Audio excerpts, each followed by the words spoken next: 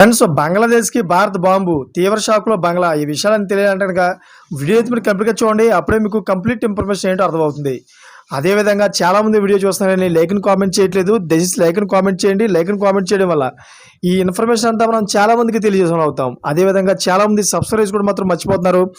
దయచేసి సబ్స్క్రైబ్ చేసుకోండి. సబ్స్క్రైబ్ చేసుకోవడం వల్ల నేను చేసే ప్రతి ఒక్క అప్డేట్ మీరు ముందుగానే పొందగలుగుతారు. ఫ్రెండ్స్, పాకిస్తాన్తో ప్రతిస్పందనల మధ్య భారత్ మరోవైపు బంగ్లాదేశ్పై కూడా దృష్టి సారించింది. భారత్కు వ్యతిరేకంగా తప్పుడు ప్రచారం చేస్తున్న 4 బంగ్లాదేశీ మీడియా సంస్థలపై చర్యలు తీసుకుంది.